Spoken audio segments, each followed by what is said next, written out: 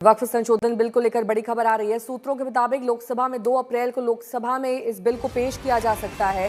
सरकार विपक्ष के भारी विरोध के बीच लोकसभा में यह बिल 2 अप्रैल को पेश करेगी, लेकिन विरोध के बावजूद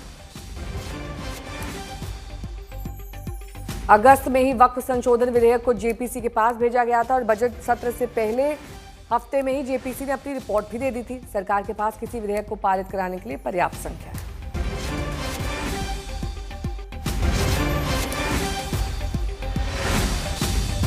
वहीं केंद्रीय मंत्री किरण रिजिजू ने कहा है कि वक्फ अमेंडमेंट बिल का विरोध करने वाले वो लोग हैं जो करोड़ों की वक्फ जमीन को हथिया कर बैठे। ये चीज सबको मालूम है, इसीलिए जब आप आम मुसलमान को पूछेंगे तो सब लोग इस बिल का समर्थन करेंगे। ये लोग मुसलमान को गुमराह करके उनका वोट बैंक हासिल करना चाहते हैं।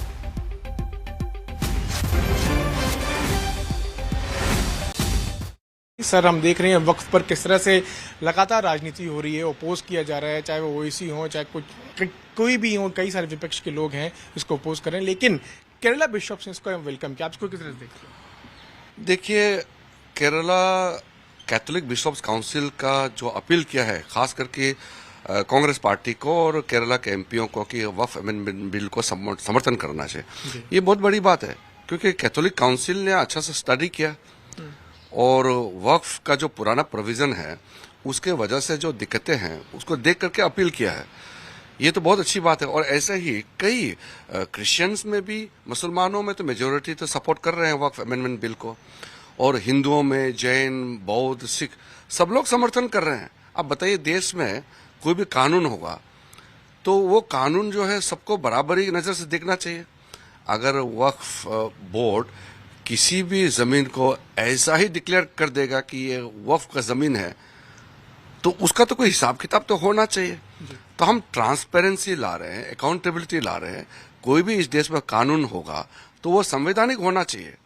एक कानून दूसरे को ऊपर में चढ़ जाएगा, दूसरे कानून से एक कानून बड़ा होगा, ये तो ठीक नहीं है। और मैं आपको बता रहा हूं कि करोड़ों मुसलमान, जो आम मुसलमान है, चाहे वो दरगाह के हो, चाहे वो कोई अलग अलग संगठन में हो, सब लोग समर्थन कर रहे हैं। ये वक्फ अमेंडमेंट बिल को विरोध करने वाले चंद लोग वो लोग हैं जिन्होंने करोड़ों का वक्फ जायदाद को कब्जा करके रखा हुआ है, और ये चीज सबको मालूम है। इसलिए जब आप आम मुसलमान को पूछिए, सब लोग समर्थन कर रहे हैं। हिमांशु मिश्रा मेरे सहयोगी इस वक्त तमाम जानकारी के साथ जुड़ गए हैं। हिमांशु, रिजिजू जी ये कह रहे हैं कि आम मुसलमानों को इससे दिक्कत नहीं है, उन्हीं लोगों को दिक्कत है जिन्हें वक्फ की जमीन से फायदा हो रहा है। लेकिन इन तमाम संभावनाओं के बीच ये तो माना ही जा रहा है कि बिल पारित हो जाएगा क्योंकि नंबर्स इनके पास है। उस पर एतराज जताने के लिए अब ऑपोजिशन के पास क्या काउंटर है?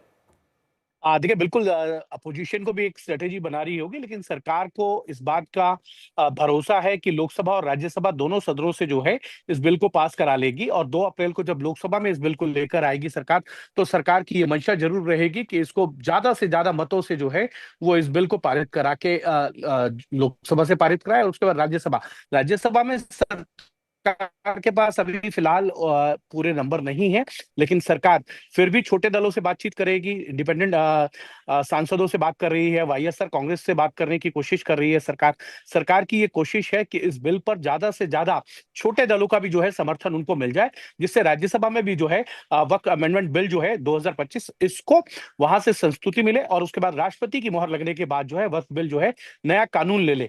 सरकार की ये कोशिश थी कि इस बिल पर पहले जेपीसी को भेजा गया, जेपीसी के अंदर विपक्षियों के द्वारा जो सजेशंस थे, जो सुझाव थे, उनके ऊपर जब वोटिंग हुई तो क्लॉज दर क्लॉज में जब इस बिल को अडॉप्ट किया गया इस रिपोर्ट पर, तो उसमें 16-11 से विपक्ष के अमेंडमेंट्स जो है वो गिरे, और उसके बाद ये रिपोर्ट जो है लोकसभा स्पीकर को भेजी गई। लोकसभा स्पीकर के बाद जो है ये रिपोर्ट सरकार को भेजी गई। सरकार इस पर जो सुझाव जेपीसी ने दिए, उन सुझावों के तहत जो एक नया बिल लेकर आई, कैबिनेट से अप्रूवल हुआ, और अब ये बिल जो है लोकसभा के अंदर जो है 2 तारीख को लाया जाएगा। बहुत बहुत शुक्रिया तमाम जानकारी के लिए आपका। बात करेंगे अजमेर दरगाह के सज्जादान नशीन और यहाँ के आध्यात्मिक प्रमुख सैयद नसरुद्दीन चिश्ती ने भी बिल का समर्थन किया है और कहा कि वक्फ सिस्टम में बदलाव जरूरी है। विरोध और समर्थन ये डेमोक्रेसी का एक पार्ट है। सहमति असहमति भी डेमोक्रेसी का एक पार्ट है। कोई कॉन्स्टिट्यूशन तरीके से, संवैधानिक तरीके से अगर कोई प्रोटेस्ट करता है तो करे, उसको कोई दिक्कत नहीं है। लेकिन जहां तक वक्फ का मेरा मानना ही है कि वक्फ में अमेंडमेंट की जरूरत है। देखिए, वक्फ का मतलब ये कतई ये नहीं है कि लोग ये कह रहे हैं कि मस्जिदें छीन जाएंगी, खानकाएं छीन जाएंगी, कब्रिस्तान छीन जाएंगी। ये कहना गलत है। हो सकता है कुछ सेक्शन से उनको प्रॉब्लम हो, ये असहमति हुई, ये डेमोक्रेसी का पार्ट है। और सरकार को कोई जल्दबाजी नहीं है। सरकार ने बहुत तसल्ली से इस बिल को लाई थी। सरकार ने बाकायदा जेपीसी में ये बिल दिया, जेपीसी ने बहुत पेशेंटली सबको सुना है और उसके बाद में अभी बिल पेश करने जाएंगे।